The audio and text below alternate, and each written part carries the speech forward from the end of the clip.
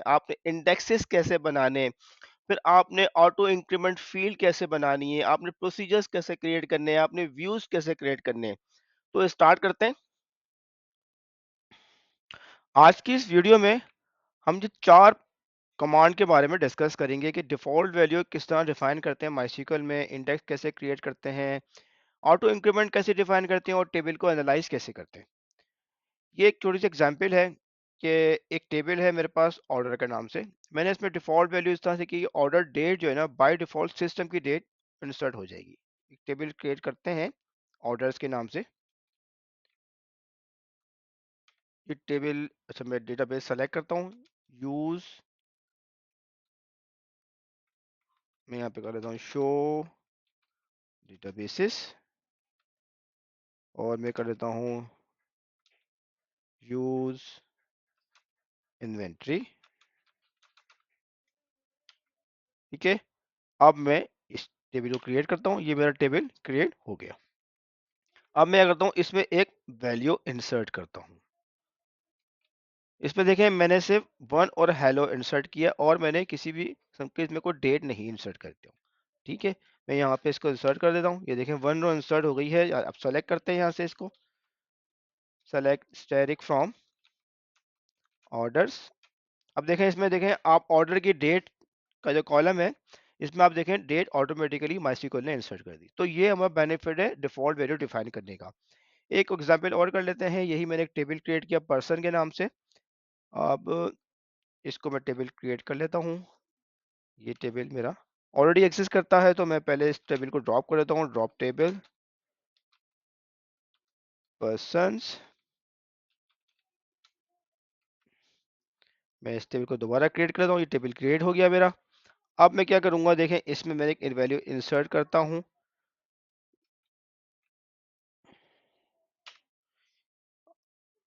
अब ये पर्सन्स के नाम से टेबल है, मैं इसका नाम चेंज करता हूँ इंसर्ट इनटू पर्सन्स। ठीक है, इसको सेलेक्ट कर लेते हैं, सेलेक्ट स्टैटिक फ्रॉम। अब इसमें स्ट्रक्चर में मैंने भी कोई डिफॉल्ट वैल्यू डिफाइन नहीं करी है। पर्सन को सेलेक्ट कर लेते हैं। देखिए इसमें सिटी आ रही है कराची। अब मैं क्या करता हूँ, एक इस टेबल में ऑल्टर कर लेते हैं। देखिए वो मैं टेबल क्रिएशन की टाइम पे डिफाइन किया था, अब मैं टेबल इसको मैं ऑल्टर करके डिफाइन कर रहा हूँ।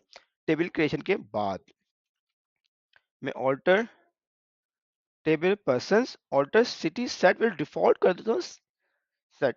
ठीक है, ये मैंने इसकी डिफॉल्ट वैल्यू डिफाइन कर दी।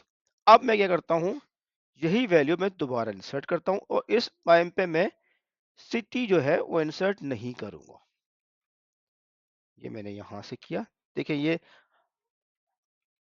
और मेरा टेबल है पर्सन्स के नाम से। ये वैल्यू इंसर्ट हो गई। अब मैं सेलेक्ट करता हूँ, सेलेक्ट स्टैटिक फ्रॉम पर्सन्स।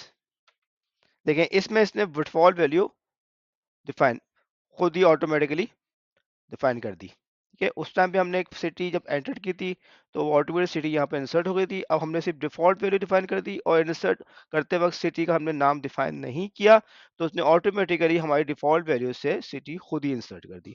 तो हमें डिफॉल्ट वैल्यू के लिए ये बेनिफिट मिलता है। तो अब हम नेक्स्ट पे चलते हैं इंडेक्स क्रिएशन के ऊपर।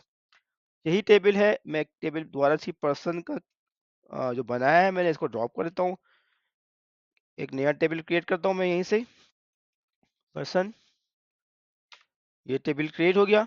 अब टेबल क्रिएट करने के बाद अब मैंने क्या किया, इंडेक्स क्रिएट करता हूँ यहाँ से। देखें क्रिएट इंडेक्स, इंडेक्स का नाम देंगे और टेबल का नाम और कौन से कॉलम पे हमने इंडेक्स क्रिएट करना है। इसको करने से पहले मैं इस टेबल के अंदर इंडेक्सेस देख लेता हूँ कितने इंडेक्स थे। देखें इसके अंदर पर्सन के अंदर कोई इंडेक्सेस नहीं है। मैं यहाँ पे इंडेक्स क्रिएट इंडेक्स, ये बड़ा सिंपल कमांड है, क्रिएट इंडेक्स के थ्रू मैं यहाँ से इंडेक्स क्रिएट करता हूँ। ये इंडेक्स मेरे पास क्रिएट हो गया है और मैं शो इंडेक्स दोबारा करता हूँ। देखिए इसने मुझे इंडेक्स दिखा दिए कि ये मेरे पास बी टी इंडेक्स जो है वो इसके अंदर मौजूद है। तो इस तरीके से मैं इंडेक्स क्रिएट कर सकता हूँ माईसीक्वल के अंदर। आगे है नेक्स्ट ऑटो इंक्रीमेंट। ये क्या ऑटो इंक्रीमेंट नंबर है, क्या है, मैं चाहता हूँ मेरा यूनिक नंबर टेबल के अंदर ऑटोमेटिकली इंसर्ट इंसर्ट हो जाए। तो ये ऑटो इंक्रीमेंट नंबर मैं डिफाइन कर सकता हूँ इन माईसीक्वल के अंदर। ये जैसे मेरी ऑर्डर आईडी, मेरा order number order ID automatic generate होती है, या मेरी एम्प्लॉय आईडी है, ठीक है, या मेरी कस्टमर की आईडी है। अब यहाँ मैंने पर्सन्स के नाम से टेबल बनाया है, मेरी पर्सन्स के अंदर ऑटो इंक्रीमेंट फिर मैंने डिफाइन कर दी है। तो मैं ऑटो इंक्रीमेंट फील्ड क्या होगी, ये ऑटोमेटिकली माई क्या करेगा, एक यूनिक की खुद ही डिफाइन करता रहेगा। इसके लिए मुझे कोई मैनुअल काम करने की जरूरत नहीं है। बाय डिफॉल्ट बहुत सी एप्लीकेशन ऐसी होती हैं कि अपनी यूनिक की डिफाइन करने के लिए मैक्स नंबर निकालते हैं, मैक्स नंबर के बाद 1+ ऐड करते हैं, फिर उसमें एक एरर लगाते हैं कि अगर लेट्स वो प्राइमरी की एरर आता है, फिर फैसले करके नई वैल्यू मिल जाए। तो ये आप एप्लीकेशन से काम करते हैं तो उसके लिए आपको कोडिंग करना पड़ेगी। इसमें माइस्क्ल में आपको बाय डिफॉल्ट ऑप्शन दे दिया ऑटो इंक्रीमेंट का, तो आप इस ऑटो इंक्रीमेंट यूज कर सकते हैं। तो मैं यही टेबल है पर्सन का नाम से, मैं ऑटोमेटिक पर्सन का टेबल ऑलरेडी बना हुआ है, मैं पहले इसको ड्रॉप कर देता हूँ। मैं कोई और नाम से बना सकता हूँ, तो इसको लेट्स सपोज मैं पर्सन 1 कर देता हूँ, वो भी मैं कर सकता हूँ। पर्सन 1 के नाम से बना दिया मैंने, यहाँ पे टेबल पर्सन 1 के नाम से क्रिएट कर देता हूँ। ये देख लें ऑटो इंक्रीमेंट टेबल क्रिएट हो गया। अब क्या है, मैं यहाँ पे इसमें इंसर्ट करता हूँ वैल्यू, इसके अंदर मैंने लास्ट नेम दे दिया। पर्सन आईडी देखें मेरी ऑटो इंक्रीमेंट फिल है, इसको मैं डिफाइन करने की जरूरत नहीं है। यहाँ से मैं एज का वैल्यू डिफाइन करूंगा, एज, और यहाँ पर मैं वैल्यूज में एज यहाँ पे डिफाइन कर देता हूँ। दिस इज माय यूजर की एज आ गई, इंसर्ट कर देते हैं यहाँ से इसको, यहाँ से देख लें, चाहिए इन्वेंट्री के अंदर पर्सन 1 के नाम से हमने बनाया है। ये हमारा वैल्यू इंसर्ट हो गई। हम इसको सेलेक्ट कर लेते, सेलेक्ट स्टैटिक फ्रॉम पर्सन 1। देखें इसने पर्सन ID 1 इसने ऑटोमेटिकली इसमें जनरेट कर दी। मैं एक और इंसर्ट कर देता हूँ, अब मैं इसको दोबारा सेलेक्ट करता हूँ,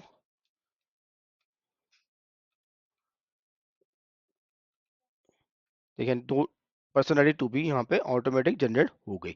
तो मैं यहाँ से माई में ऑटो इंक्रीमेंट की फील्ड को भी यूज कर सकता हूँ। अच्छा, अब ऑटो इंक्रीमेंट में चाहता हूँ कि जैसे ये ऑटो इंक्रीमेंट 1 से स्टार्ट हुआ था, मैं चाहता हूँ इसको 100 से स्टार्ट करे, मैं यहाँ से ये भी कर सकता हूँ। ठीक है, यहाँ पे इसको पर्सन 1 कर देते हैं, ये मेरे पास 1 स्टार्ट हो गया। मैं जरा सेलेक्ट कर लेता हूँ, अब एक वैल्यू में इंसर्ट करता हूँ दिस वन। अब मैं इसको सेलेक्ट करूँ दोबारा से, अब देखें 100 से स्टार्ट हो गया। ठीक है, तो ये भी मैं यहाँ पे डिफाइन कर सकता हूँ। आते हैं लास्ट वन, अब हमारा जो है एनालाइज टेबल। ये बड़ी इंपॉर्टेंट कमांड है एनालाइज के लिए। आप अगर टेबल के स्टैट गैदर करना चाहते हैं, एनालाइज करना चाहते हैं, उसके लिए आप ये एनालाइज और टेबल का नाम दे दें। और लेट्स सपोज मेरा टेबल है मेंबर, मैं इसका एनालाइज टेबल मेंबर डिफाइन करूं, और ये यहाँ से मैं इसको एनालाइज कर सकता हूँ। ये टेबल मेरा एनालाइज हो गया। अच्छा, अब ये कहता है कि पर्सन्स के नाम से टेबल नहीं है, मैं पर्सन 1 के नाम से है। ये देखें टेबल हो गया, मैसेज ओके कर दिया, ये मेरा टेबल इसके एनालाइज, इस टेबल के अंदर कोई करप्शन भी नहीं है। तो ये है मेरे पास टेबल एनालाइज की कमांड से सक्सेसफुल रन हो गई है। आज के लिए ये 4 कमांड्स थी। नेक्स्ट क्लास में हम मजीद कमांड्स के बारे में डिस्कस करेंगे।